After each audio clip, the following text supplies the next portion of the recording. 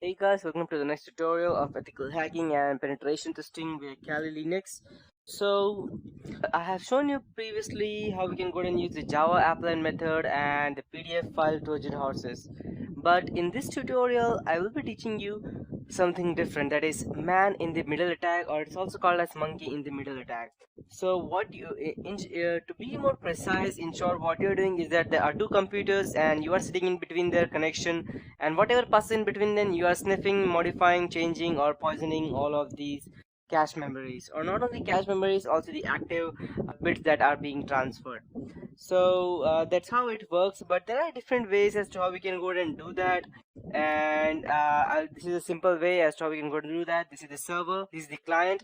The client tries to access the server, but you are sitting in between, and most of the time this happens in public Wi-Fi hotspots. So let's say, for example, this is a McDonald's, and this is you are trying to use the open server of McDonald's, that is the Wi-Fi hotspot that they have, which is most of the time open, and this is the attacker, that is me sitting over here. So when you try to go ahead and log in on the McDonald's Wi-Fi hotspot, you are sending the information, but the information is not directly going over there. It's being transmitted to me, and then I can go ahead and redirect it with where I want, or I can go ahead and poison it and send something else to the server.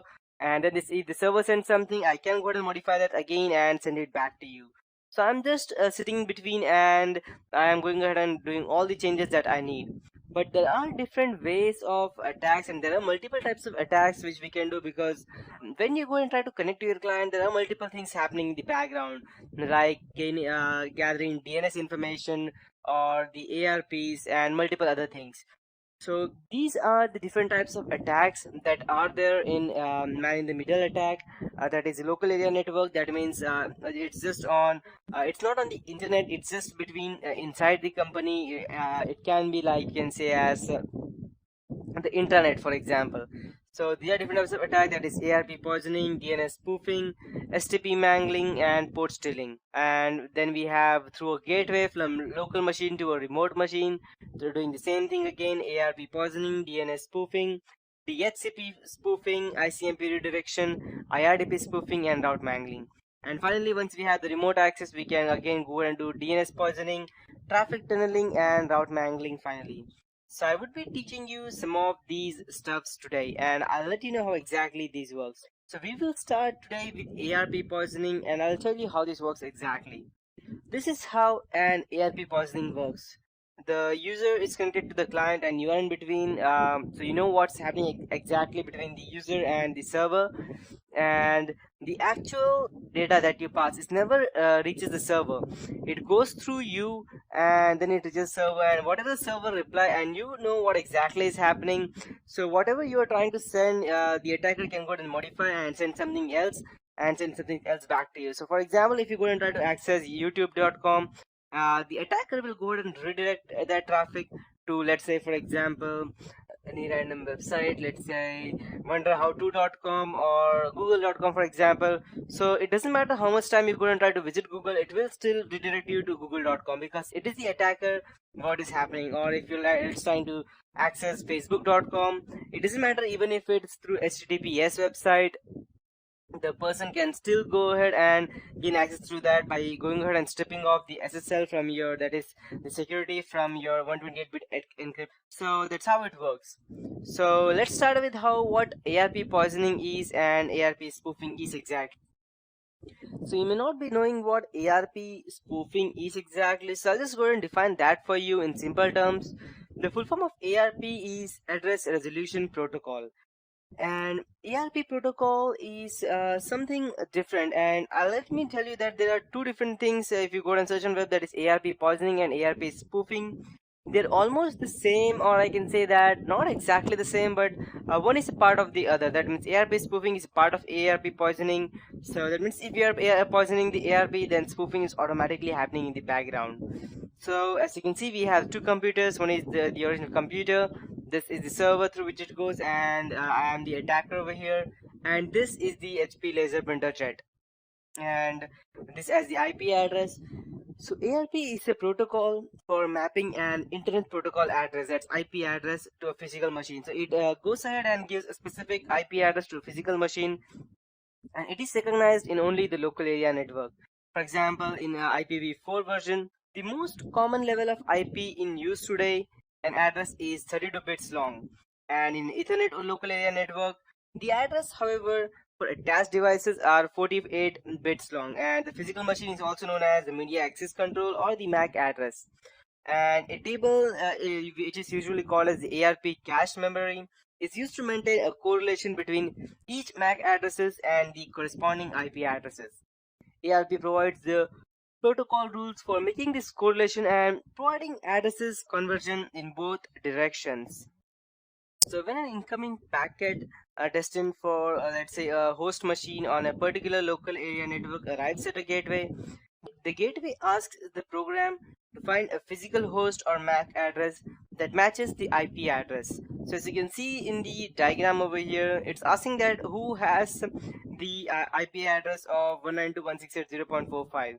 It's asking either of these three computers because these three are the LAN connection right now. So, and the ARP program looks in the ARP cache memory then, and if it finds the address, it provides it so that the packet can be converted to the right packet length, that is 32-bit or 48-bit, whichever it is, and format it and send it back to the machine. If no entry is found for the IP address, ARP broadcast request packet in a special format to all the machines on the LAN to see if one machine knows that it has that IP address associated with it, and the machine will then automatically go and contact back to the originating machine. And the machine that recognizes the IP address as its own returns a reply, so indicating the same. And ARP updates the ARP cache for future reference first, and then sends the packet to the MAC address that replied. So you might be wondering, what is ARP poisoning exactly? So it is that, to be in simple terms, normal hackers lie, and skillful hackers lie very well. And hackers that are well-rounded, they can lie both to machines as well as people. Lying to people is known as social engineering, and it involves tactics which was detailed at length by convicted hacker Kevin Mitnick, such as posing as a company's employee so that the company's real employees will blab all their secrets freely. But lying to machine involves lots of different techniques, and one of the most commonly used one is ARP cache poisoning, and that is the focus of this tutorial. ARP poisoning enables local hackers to cause general networking mayhem because it's mostly incurable, and every administrator should be aware of how this works. ARP is basically a form of networking roll call.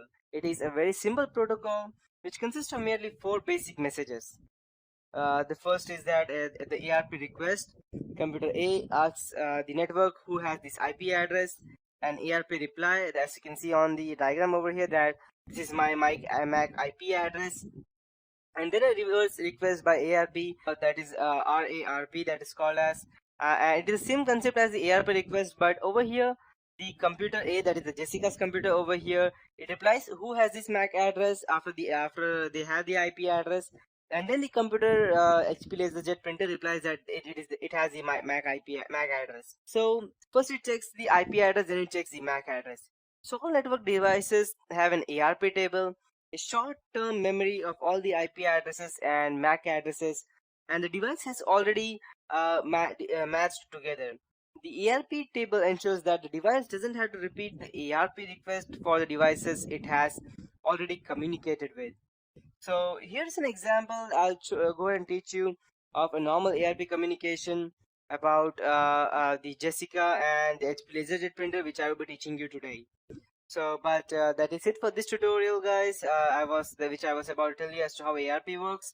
In the next tutorial, I will be teaching you in detail as to how this works exactly, along with an example. And later on, we will be trying that, and after that, we will go ahead and inject our main viruses inside our software payload, for which we would obviously be needing the EtherCap, which is again takes back to the MITM, that is man in the middle attack. So that is it for this tutorial.